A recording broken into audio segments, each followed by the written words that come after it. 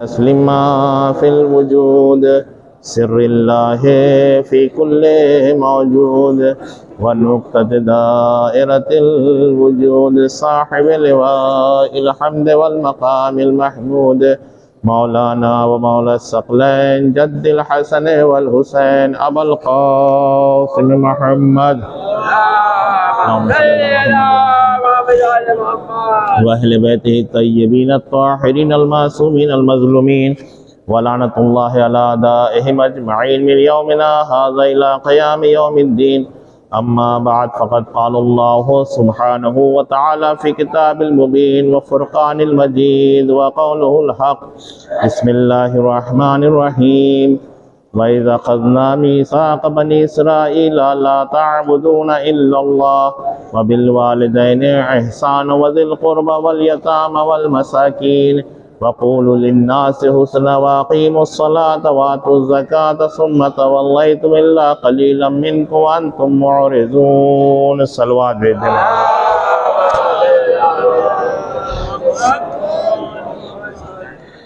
ایک مرتبہ سورہ الحم، 3 مرتبہ سورہ توحید تلاوت فرما کر انصار علی مرحوم ابن محمد علی مرحوم اور سید اقبال حسین مرحوم ابن سید ابو الحسن مرحوم کی روح کو بخش دیں۔ بسم اللہ الرحمن الرحیم الحمدللہ رب العالمین الرحمن الرحیم مالک یوم الدین ایاک نعبد و ایاک نستعین صراط المستقیم صراط الذین انعمت علیہم غیر المغضوب علیہم ولا الضالین ولم یکن لهم قل هو الله احد الله الصمد قل هو الله احد الله الصمد ولم يكن له اللهم صل على محمد صلوات بھیج دیں محمد والے محمد۔ ایک باواز بلند صلوات بھیج دیں آپ حضرات سے محمد والے محمد۔ بہرحال اچانک طبیعت خراب ہو گئی، مسجد میں صحیح سالم آیا تھا لیکن جو ہے وہ اچانک طبیعت خراب ہو گئی۔ اب بہرحال آپ درخواست ایک صحت و سلامتی اپنی اور ہمیں بھی شامل کرتے ہوئے صلوات بھیج دیں۔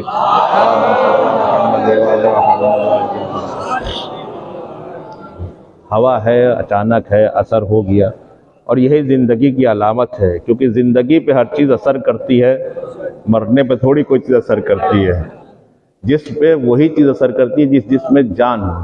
آپ یہ سمجھ لیجئے انسان تقاضے بشری یہ ہے کہ اس کا مریض ہونا بھی ضروری ہے، تھکنا بھی ضروری ہے، خستہ ہونا بھی ضروری ہے، دھکے کھانا بھی ضروری ہے، چوٹ لگنا بھی ضروری ہے۔ اگر سب چیزوں کی آرام یہاں دے دے گا تو پھر جنت بنانے کا فائدہ کیا؟ ایک صلوات بھیج دے محمد والے محمد۔ بھائی جہنم بنانے کا فائدہ کہ وہ اسی لیے بنایا ہے تاکہ تمہیں آرام کا احساس ہو سکے۔ تم اتنی تکلیفیں اٹھا کے جاؤ، اتنی زحمتوں سے تم نے سب کام کیا ہے تو تم وہاں جاؤ، لیکن اس کے جانے کے لیے تمہیں میں نے راستے بنائے ہیں۔ دیکھیے دنیا والوں کو اوپر وال جا کے جواب دینا ہے کہ تم زمین کے راستوں سے واقف تھے یا نہیں تھے۔ کہا کیوں؟ کہ اس لیے کہ تم یہاں کے راستے سے واقف نہیں تھے، میں نے یہاں کی مخلوق بھیجی تھی اور اس نے کہا تھا کہ میں زمینوں کے راستے سے آسمانوں کے راستوں سے واقف ہوں، لہذا تمہیں یہاں کے راستے اس نے بتائے تھے، اب تمہیں زمین کے راستے یہاں بتانا ہے کہ تم کیا کر کے آئے ہو، کہاں کہاں گئے ہو، کیا کیا کیا ہے۔ ایک صلوات بھیج دے محمد والے محمد۔ میں پڑھ چکا اور اس کو خلاصہ کر دوں، یعنی 2 طرح کی مخلوق ہے، ایک وہ مخلوق جو من الخلق الی اللہ کی طرف جانا ہے اور ایک وہ مخلوق جو من اللہ الی الخلق کی طرف آنا ہے۔ یعنی ایک مخلوق وہ جو اللہ کی طرف سے آئے اور ایک وہ مخلوق جو اللہ کی طرف جائے۔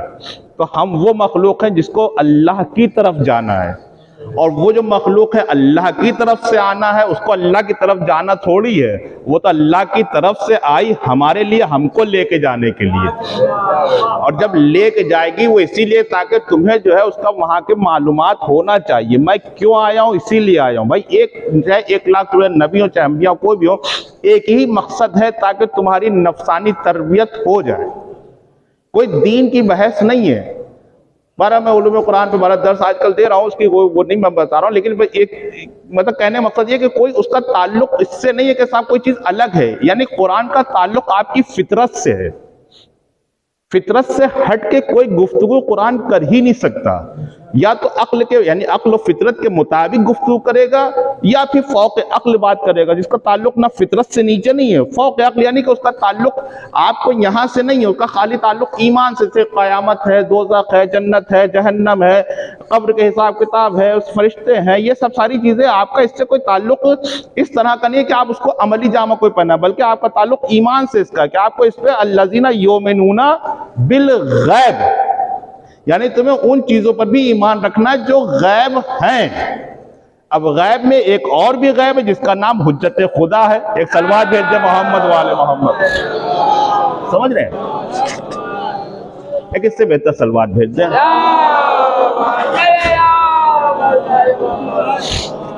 بہرحال مجبوری ہے، کیا کی جائے، تو آپ کو غیب پر ایمان رکھنا ہی رکھنا، اس کا تعلق ہے، لیکن جو فطرت کے مطابق ہے قرآن اس پہ باقاعدہ آپ کو پوری طریقے سے گائیڈ کرے گا۔ اس کا نہ زمان سے کوئی تعلق ہے نہ مکان سے کوئی تعلق ہے، قانون اس کا سرمدی ہے، یعنی ہمیشہ سے قانون ایک جیسا اس کا تا قیامت، اور تمام دنیا کے انسانوں کے لیے ایک جیسی فکر پیش کرتا ہے۔ کوئی ایسا انسان نہیں دنیا کے تمام کسی فرقے سے تعلق نہیں کر رہی بات، بلکہ دنیا کے تمام انسانوں کے اندر ایک فطری چیز پائی جاتی ہے، وہ ارتقاء پسند، ارتقاء پذیر، یعنی کہ وہ ہمیشہ کامیابی چاہتا ہے۔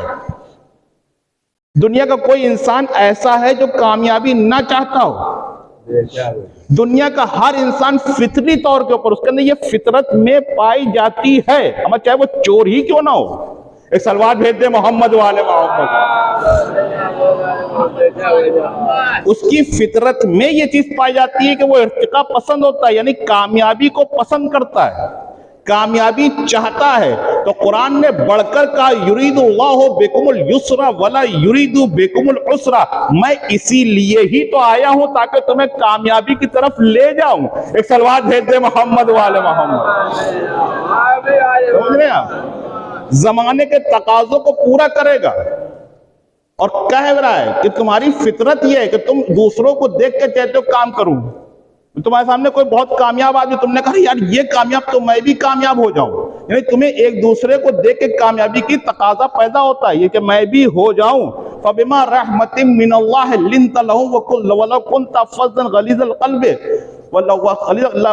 فَاعْفُ وَشَاوِرْهُمْ فِي الْأَمْرِ، رسول کو حکم دے رہا میں نے تم کو نرم دل بنا کر بھیجا، وَمُشَاوِرْهُمْ فِي الْأَمْرِ، یعنی اپنے امور میں مشورہ کیا کرو۔ پیغمبر سے بھی کہہ رہا ہے، یہ کیوں کہہ رہا کہ معاشرے کے تقاضے تاکہ مشورے کے تحت پورے ہوں۔ اما جب کوئی بھی انسان کامیابی چاہتا ہے تو ظاہر سی بات ہے اس کی فطرت یہ ہوتی ہے کہ میں مشورہ کسی ایسے کروں جو تجربے کار ہو، ہے یعنی وہ مشورہ کرتا جاتا ہے اور کامیابی کی سیڑھیاں طے کرتا جاتا۔ اب یہ مشورہ چاہے گھر کا ہو، چاہے محلے کا ہو، چاہے شہر کا ہو، چاہے پارلیمنٹ کا ہو۔ بھائی اس زمانے میں قبائلی نظام تھا تو ایک جگہ بیٹھ کے لوگ پنچایت جس کو کہتے ہیں وہ سب ہوتا تھا، اس کا رسول کا زمانہ آیا، دارالندوہ بنا جہاں پوری سسٹم طے ہوتے تھے، اپنے نمائندے بھیجاتے تھے۔ آج اس کی شکل پارلیمنٹ میں تبدیل ہو گئی ہے تو تقاضے بشری کے تحت قرآن حکم تو دے رہا ہے، مخالفت کہاں کر رہا ہے؟ ایک صلوات بھیج دے محمد والے محمد۔ تو انسان کو سب سے پہلی جو حکم دے رہا ہے وہ تمہارے تقاضے کے تحت کہ تم مشورہ کرو، تم مشورے کے تحت چلو، اہل علم و تجربے کار سے مشورہ لو۔ عقائد کی بنیاد پہ سماج نہیں چلتا، جن کا تعلق عقیدے سے ان سے کہا کہ بس خالی تم ایمان رکھو، تم سے کس نے کہا کہ وہاں کے بارے میں بحث کرو؟ ایک صلوات بھیج دے محمد والے محمد۔ لوگ توحید پہ گفتگو کرتے ہیں، رسالت پہ گفتگو کرتے ہیں، توحید کے بارے میں خدا میں کوٹیشن لکھتا ہوں، میری تعریف تعریف مطلب جو جس چیز کی تعریف کرتا ہوں کلی تعریف کرتا ہوں، میں اپنی تعریف نہیں، جب اس کی تعریف کرتا ہوں کلی حکم بتاتا ہوں۔ خدا کے لیے کوئی بھی شے علت نہیں بن سکتی، خدا کو پہچاننے کے لیے کوئی بھی شے علت نہیں بن سکتی۔ کیوں؟ علت کی تعریف یہ کہ علت ہر اس چیز کو کہتے ہیں جس کے ذریعے سے کوئی شے وجود میں آتی ہے۔ علت ہر اس چیز کو کہتے ہیں جس کے ذریعے سے کوئی شے وجود میں آتی ہے۔ بھائی میری علت، میں معلول ہوں، میری وجہ آنے کی کیا ہے؟ میرے ماں باپ ہیں، وہ علت ہے، میں معلول ہوں۔ یعنی جو شے کسی ذریعے سے وجود میں پانی گرم ہوا تو کس کی وجہ سے؟ آگ کی وجہ سے. تو آگ علت ہو گئی، پانی معلول ہو گیا، ہے یا نہیں؟ اگر کوئی شے وجود میں آ رہی ہے تو وہ معلول ہوگی، علت کبھی نہیں ہوگی. تو یہ پوری کائنات جو ہے وہ خدا کو پہچاننے کے لیے علت کبھی نہیں بن سکتی، کیونکہ یہ مخلوق ہے، اس کی وجہ سے یہ وجود میں آئی ہے. صلوات بھیجتے محمد تو خدا کو پہچاننے کے لیے علت کی ضرورت نہیں ہے بلکہ معلول کی ضرورت ہے.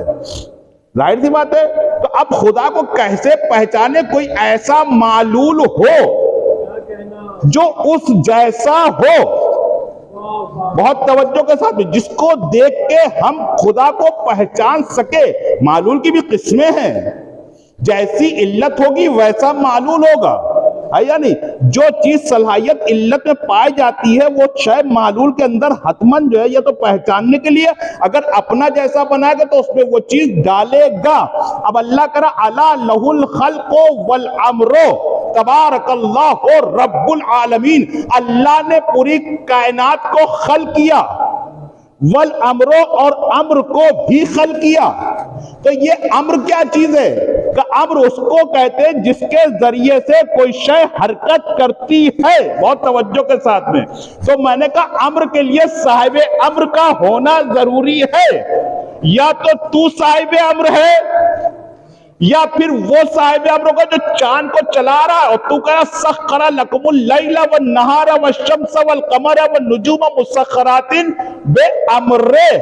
کم کی ضمیر استعمال ہوئی، یہ غیب کے نہیں. خدا کے لیے پورے قرآن میں ہو یا ہوا کی ضمیر غیب کی ہوتی ہے، لیکن کم ہمیشہ مخاطب کے لیے. تو کوئی صاحب امر خالق مخلوق ہے کہ جو اس کو امر کر رہا ہے.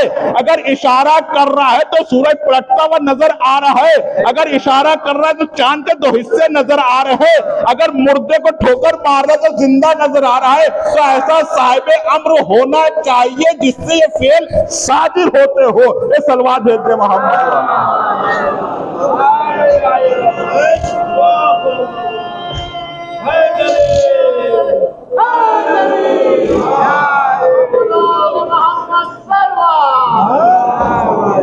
خدا کو پہچاننے کے لیے کوئی بھی شے علت نہیں بن سکتی، معلول بنے گی.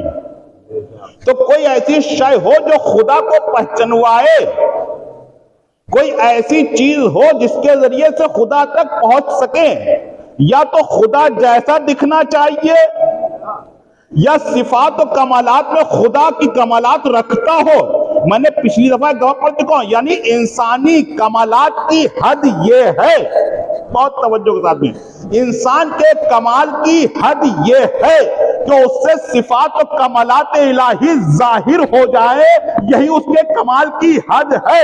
تو کوئی انسان ایسا ہونا چاہیے دنیا میں اس کمال کی منزل پر جس سے کمالات و صفات الہی ظاہر ہو، جس کو دیکھو تو عین اللہ یاد آ جائے، جس کے ہاتھ کو دیکھو تو ید اللہ یاد آ جائے، جس چہرے کو دیکھو تو وجہ اللہ یاد آ جائے، جس کی زبان کی گفتگو سنو تو لسان اللہ یاد آ جائے، اس کے پورے وجود کو دیکھو تو لوگ شبیہ بنا دے کہ یہ خدا ہے. ایک صلوات بھیجتے محمد والے محمد.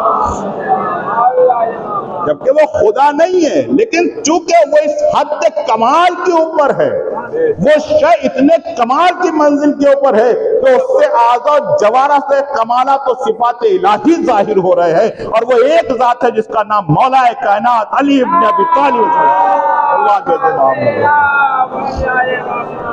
ایک ذات ہے،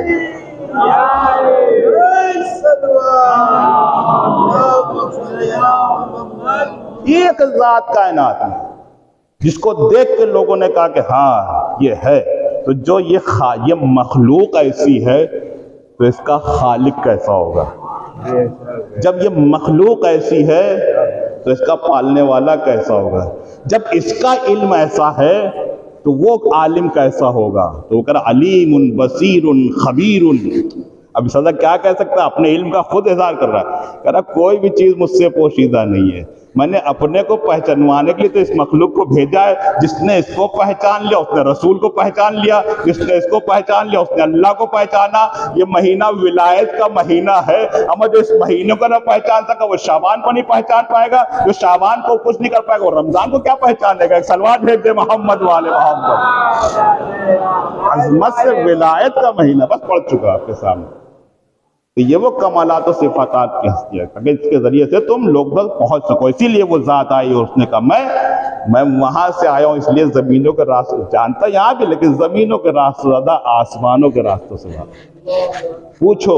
اور جب آپ جاؤ گے تو آپ سے پوچھا جائے گا زمینوں کے راستے کے بارے میں بتاؤ, کیونکہ تم یہاں تو آئے نہیں تھے. صلوات بھیج دے محمد والے محمد. جہاں بھیجا وہاں کیا کیا. میں اس کو مزاحن پڑھتا رہتا ہوں.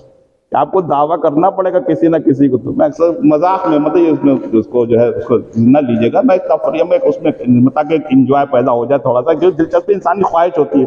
تو میں اکثر کہتا ہوں بھائی اگر انہوں نے کہا سلونی قبل ان تفقدونی, جو پوچھنا پوچھ لو, میں زمینوں کے راستوں سے آسمانوں کے راستوں سے واقعی وہ, تو کم سے کم ہمارے کے بھی ایسا کوئی ہونا چاہیے جو یہ کہے پوچھو میں آسمانوں کے راستوں زمینوں کے راستوں سے واقف ہوں. تو ایسی ایک ذات پیدا ہوئی جس کا نام خمینی. اب مجھ سے پوچھو زمینوں کے بارے میں. ایک صلوات بھیج دے محمد والے محمد. مجھے لانا چاہ رہا ہے یا نہیں؟ پوری دنیا ایک طرف, وہ اکیلا ایک طرف کا. مجھ سے پوچھو دنیا کے حالات. ایسی ذات پیدا تو ہوئی, سوچا اس نے وہاں تھا, لیکن اللہ نے وہ صفات پیدا کر دی. کہا زمینوں کے راستوں سے پوچھنا تو اس سے پوچھو. پوری دنیا کے زمینوں کے لوگ, زمین والے, بڑے بڑے زمین والے اس سے ٹکرا گئے لیکن کچھ کر نہ سکے. اس لیے کہ وہ بہت ہی مکمل انسان, نہ کہ اس معنی میں اپنے درمیان کے معنی میں مکمل انسان جس کا نام خمینی. مکمل فلسفہ. ہم لوگ سب جھوٹ موٹ کے اپنی بارے میں کر رہے ہیں, جھوٹ موٹ کے عالم ہے. اصلی حقیقی عالم جس کا نام خمینی, حقیقت میں.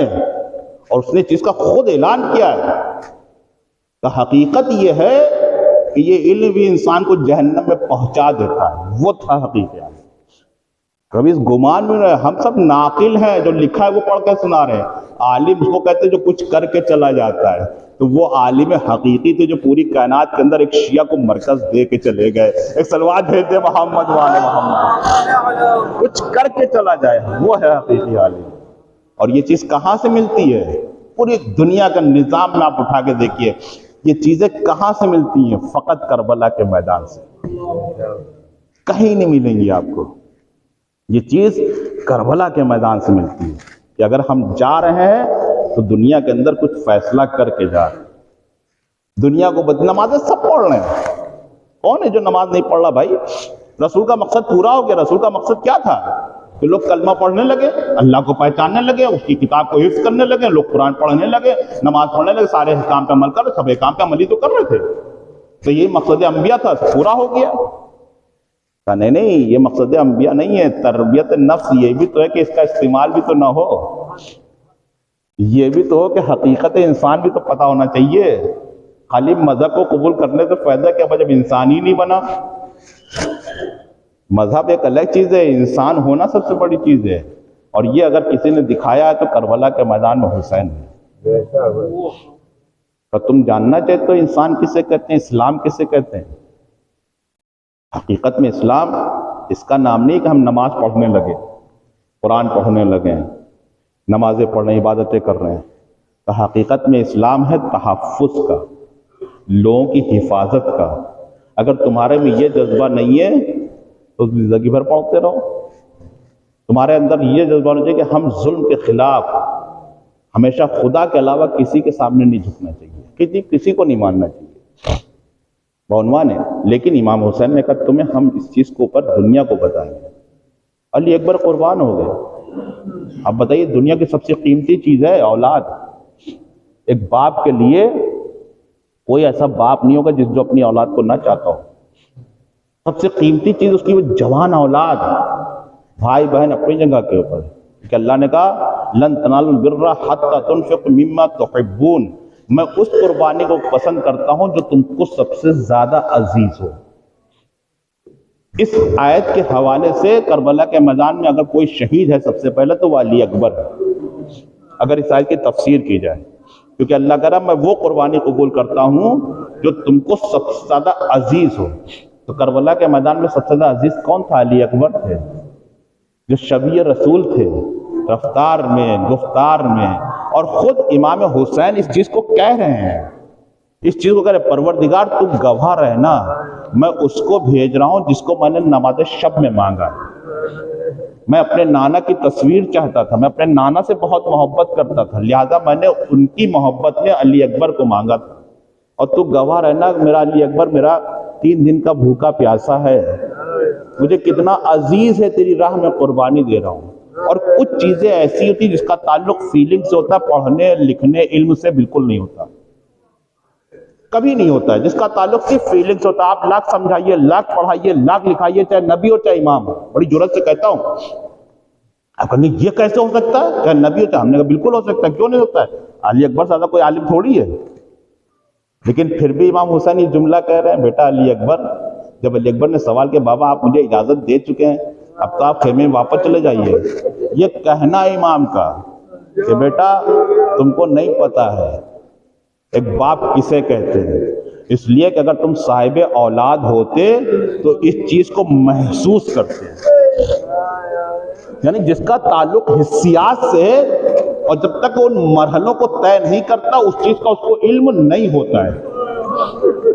بڑی بات ہے یہ کہنا، امام حسین کے لیے بڑی بات ہے یہ کہنا علی اکبر سے کہ بیٹا تم کو نہیں معلوم، اگر تم صاحب اولاد ہوتے تو اس مرحلے کو سمجھتے۔ اس کا مطلب یہ کچھ حسیات، کچھ فیلنگز ایسی ہیں جب تک کہ انسان ان مرحلوں کو طے نہیں کرتا اس کا علم حاصل نہیں ہو سکتا، چاہے آپ زبان سے سمجھائیے چاہے جو کچھ کہیے۔ اس کے لیے امام حسین نے کہا ہے کہ بیٹا علی اکبر اگر تم صاحب اولاد ہوتے تو تم یہ جملہ نہ کہتے کہ میں پیچھے پیچھے کیوں آ رہا ہوں، اس لیے کہ تم میری آنکھوں کا نور ہو۔ اسی لیے جب علی اکبر کے سینے پہ برچھی کا پھل لگا تو ایک مرتبہ امام حسین زمین کربلا پہ بیٹھ گئے۔ میں مصائب ایسے ہی پڑھتا ہوں، طبیعت میری ٹھیک نہیں، آپ بہتر جانتے ہیں۔ امام حسین زمین کربلا پہ بیٹھ گئے، بہت بے بسی کی حالت میں، اضطرابی کیفیت میں، بعض روایت میں گھٹنیوں کے بھل چلنے لگے۔ آئینہ آئینہ علی اکبر، علی اکبر کہاں ہو؟ اس لیے کہ علی اکبر امام حسین کی آنکھوں کا نور ہے۔ آپ یقین مانیے یہ چیز میں نے بات کربلا کی نہیں، میں نے بہت سے لوگوں کو دیکھا ہے۔ میرے ایک دوست تھے علمدار، مولانا علمدار صاحب، ابھی یہاں ہیں مفتی گنج میں رہتے ہیں، میرے بہت قریبی دوستوں میں رہا ہوں میں ان کو دیکھا، ان کا بیٹا مر گیا، اسپتال گئے، بیوی سے کہا کہ میں ابھی لے کر آتا ہوں بیٹے کو، چھٹی لے کر آیا تو انتقال ہو گیا، بیٹے کو ہاتھ پہ لیے ہوئے ہیں، گھر کی طرف نہیں بڑھ رہا، ان کو دکھائی نہیں دیتا، گلی نہیں دکھائی دے رہی تھی۔ میں نے کہا بھائی کیا ہو گیا؟ کہنے لگے بھائی مجھے کچھ دکھائی نہیں دے رہا ہے۔ میں نے کہا سوچے ایک یہ انسان جس کے پاس کچھ نہیں ہے وہ کہہ رہا مجھے دکھائی نہیں دیتا، وہ امام جس کے سامنے پوری کائنات ہو، جس کے سامنے کوئی پردے کی کوئی گنجائش نہیں ہے، اس کے سامنے فی البدی پوری کائنات کا علم ہو، وہ کہہ رہا ہے کہ مجھے دکھائی نہیں دے رہا ہے۔ آئینہ آئینہ علی اکبر، آواز دو مجھے، میں تمہاری آواز کے سہارے آ جاؤں۔ سوچ امام حسین پہ کیا گزر، کوہنیوں کے بھل چلنے کا، میری آنکھوں کا نور چلا گیا، بنی ہاشم کے بچوں حسین کی طاقت نہیں ہے کہ اس جوان کی لاش اٹھاؤں۔